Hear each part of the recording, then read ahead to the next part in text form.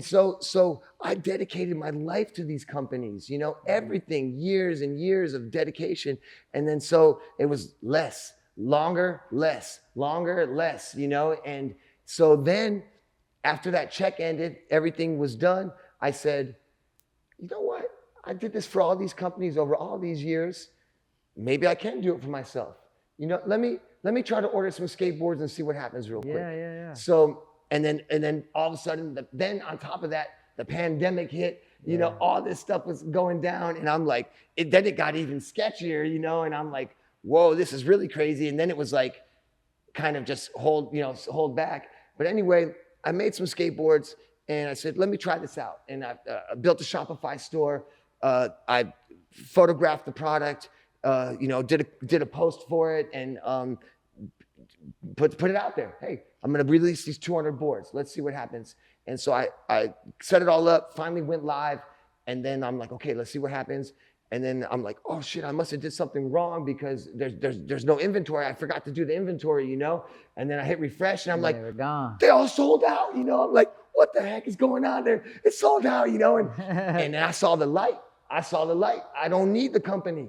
I am the company. I can do this on my own, because I also studied design and graphic design and worked in Illustrator and Photoshop and all these programs for, you know, since they came out. I had been 20 years deep in Illustrator and Photoshop, and I was designing in there, but I always worked with another designer in-house that could kind of translate my ideas, and I would loosely do them.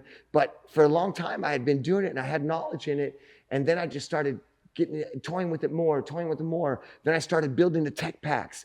And so I just realized that like I can do all this stuff. And then the whole world changed during that time period. And we watched retail go through some struggles and continued really struggles. Continued struggles right now. And I saw a new opportunity, and it was the perfect time to start in the formula and the platform and the machine that I'm designing, working in now. It's very low. My tagline is a one-man corporation, and I am a one-man corporation. So I design, I build the tech packs, I source and manufacture all the products, I build the website, I photograph and market the assets, post them onto my social media, I process all the orders, I package and ship every single order myself. I do all the customer service. Your videos.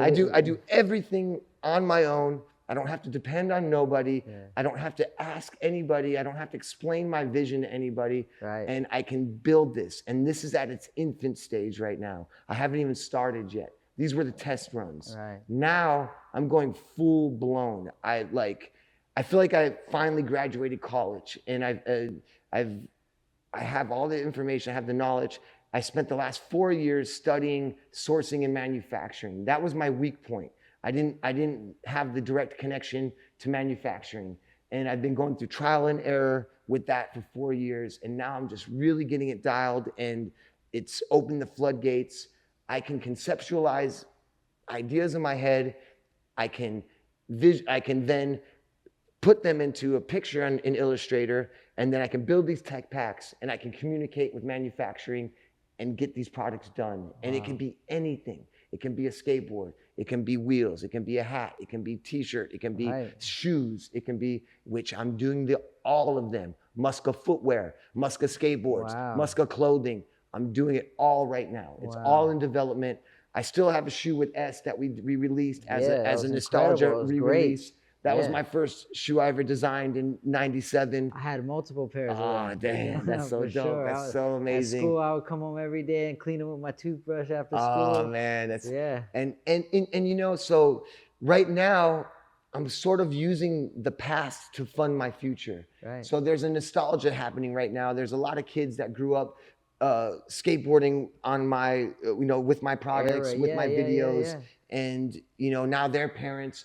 And they maybe want their kid to have some or relive that moment or show, or just get it again and relive something that was special to them in that 100%. Time. And it's so insane to me that I'm able to put out these products and make a living off of it. And people are thanking me like, thank you so much for Nice. putting that Yeah. out, or this board. And I'm like, no, thank you. Like thank you for supporting and allowing me to continue to live off of my life's dedication, because at this point I don't know anything else, you know. I'm a survivor, so no matter you can put me anywhere. I'm an adapter and a survivor. So if you put me in any situation, I can adapt and survive. I'm confident of that, because I've had to do it on the streets. I've had to do it in business. I've had to do it in life. And, but now it's just, I'm really excited, man. I'm really excited because I see basically we're going to go through a phase in skateboarding again right now, like the 80s, like when we're going to watch some giants fall. We're going to watch a lot of giants fall. And it's going to take a redesign. It's like, at least, well, I don't know. I can't speak for everybody, but I see a different formula that's going to work and it's going to make sense. And you have to be able to, if you're going to scale, you have to maybe outsource logistics, so that if you're scaling, you're not sitting on a 10,000 square foot warehouse. Right. Yeah, that when things go down, Yeah. that overhead remains, you know.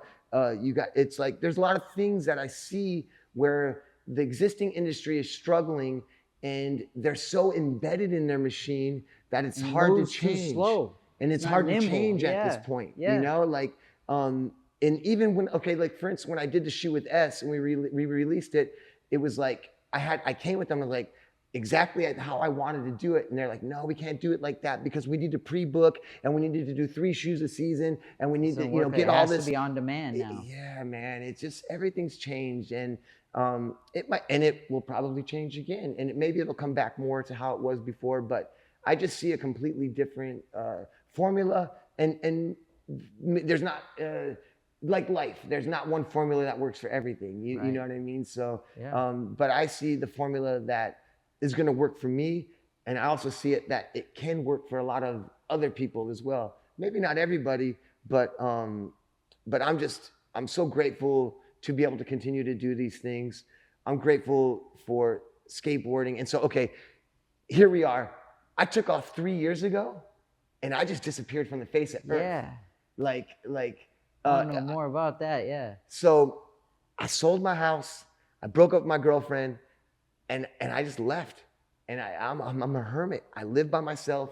Like, I don't have any girlfriends. Do you feel lonely ever out there like that? I'll tell you right now, being alone like that, going from being in the limelight nonstop. I'm a people person. I truly am a people person. I love people. I love being around people. I love, like, I guess I'm kind of an entertainer in some ways. I like to entertain, I think. And I like interaction with people. And I like seeing, I love humanity. I really do, like, from the bottom of my heart. And, but I needed that time. So much was happening, and I went through a lot of hardships in life too. Like, even in my time period where people might have thought it was the best, I went through some serious hardships during that time. I've struggled with lots of stuff in life. And I always just wore the smile, kind of, and played it off and tried to keep going and kept going. And I needed to go out there, and I needed to confront myself and figure it out. And that was the hardest thing in my life. The first year of it was very difficult, and like go from all that to instantly like radio silence, kind of, and just like go, okay, it's not about what the company wants. It's not about what the fans want me to do. I need my time right now, and like, not to talk in third person, because I hate when people do that and it sounds funny, but I didn't want to be the Muska at that point. I wanted to be Chad. I wanted to just kind of go chill, relax, and decompress, and go, what do I want to do in life right now,